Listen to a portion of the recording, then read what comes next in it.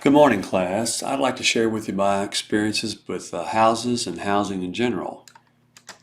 First of all, I've lived in all kinds of housing. I lived in a mobile home in college. I've rented apartments. I've rented houses. And I've owned 7 homes. I bought 3 homes or houses, and I built 4 houses. I've also sold houses on my own, and I've also sold through a realtor. And of the 4 houses that I built, I was the general contractor on 3 houses, which means that I had to get all the people together to assemble to get the house going and keep it going. And I used a builder on 1 house of the ones that I built. Now, should you buy a home? Here's a good slide that I found that I thought would be useful. And I would agree with about everything it says on here. First of all, reasons you should buy a home. You should have a secure job. You want to start building equity, which is really, that's very, very large reason right there. And you feel ready to do this. Reasons you shouldn't buy a home. You're being pressured by other people. You may move in the near future, and you have a lot of debt. Personally, I wouldn't consider buying a home or building a home, either one, unless you are not going to be moving for around 2 to 3 years. Now, the home is a really nice thing to have, and more than that, it's an excellent way to start building wealth. And one of the ways that general rules of thumb that you build wealth is you buy appreciating assets, that is, assets that are going up in value, and you try to avoid liabilities. Now, this is a true thing that I looked up that I wanted to make sure that you understood. It's been true in most of my cases, which is you make money in real estate, that is, when you buy houses, when you buy the house, not when you sell the house. And I would say, like I said, this has been true for the most part when I have bought houses and then sold them. I didn't do nearly as well. I made money, but not nearly as much money as when I built houses. Building equity. There's several ways to do it. You can do it the old-fashioned way. You can buy an appreciating asset like a house, and it's going to go up on an average of about 4% a year. Another way to do it is to reduce your principal. That is, you make extra payments on a house, and I've done that before. And I've went from 30-year loans to 15-year loans to 5-year loans. And the whole idea of this is to build equity. And when I say build equity, I'm talking about your net worth.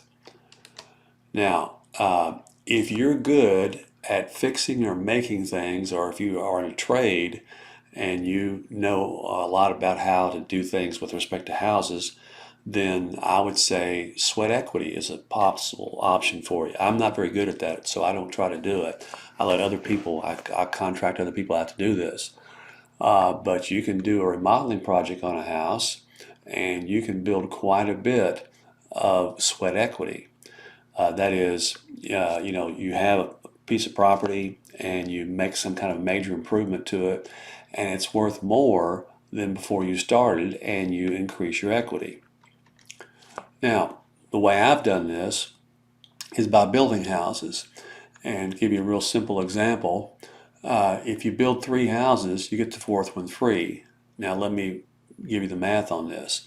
For example, let's suppose you built a house and you built it, that is, you took out a loan and you built it for $300,000.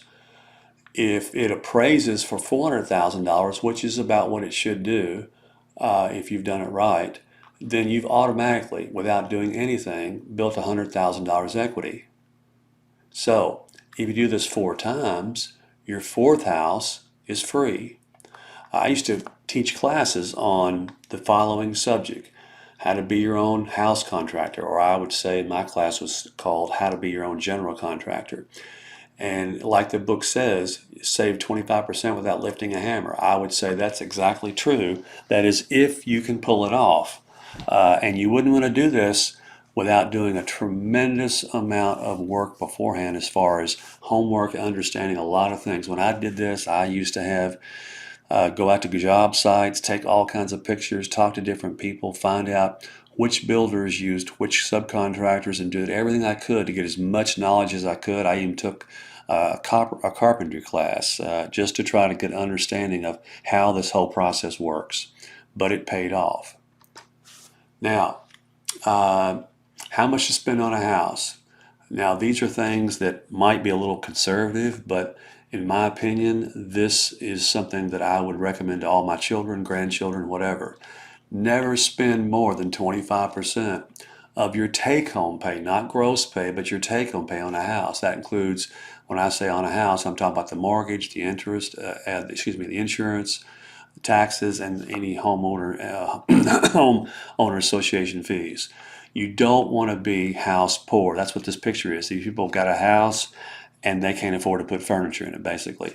The only one's going to benefit from being house poor is the bank, because the bank knows that you're not going to miss that payment. You might miss a lot of other kind of payments, but you're not going to miss that house payment. Okay, never pay PMI insurance. PMI insurance is basically property mortgage insurance, and what happens is you're paying insurance that's going to help the bank minimize their risk. That's foolish. Never do that. And the way to do that is to always put down 20% or more. And like I said, when I was building houses, automatically I got an instant 20 to 25% appreciation, which means I didn't have to put down any PMI insurance. Okay, never buy or build the biggest house on the block. You can see these little pictures here, these little tiny houses, as opposed to this little castle right here. You don't ever want to do that, because you're never going to get your money out of that. Also, again, buying or building, especially buying houses, you want to do lots and lots of homework, because this is probably the biggest investment you're going to make. You don't necessarily have to have had these check sheets, but it's a good idea to try to look at every single thing. I mean every single thing that you're going to look at and maybe possibly have to spend money on in terms of repairs on everything about the house. And so that's really important. And, spend lots of time doing this, because like I said, this is the largest investment you're going to make.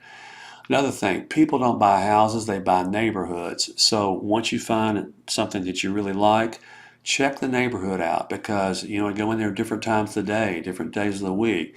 See if there's anything that, you may have missed, because one time I almost built a house, and I got out of my car and I looked around the lot area, and I noticed I started hearing tons and tons of traffic. And so that right there killed the deal. And I never would have done that, never would have known that. I never would have had a chance to, unless I got out of the car and did some homework. So keep in mind that every single thing that you're going to be involved in is something that you want to do a lot of homework on. Okay, how to negotiate the price of a house. Well, one of the things that you should customarily do, or just do as standard, is look up the Property Valuation Administration's assessed value. That's something that you have to pay taxes on if you're an owner, and you want to look that up, and that should be pretty close to what the house is worth. It may not be exactly, but it'll be fairly close. And so that's a good place to start price negotiation.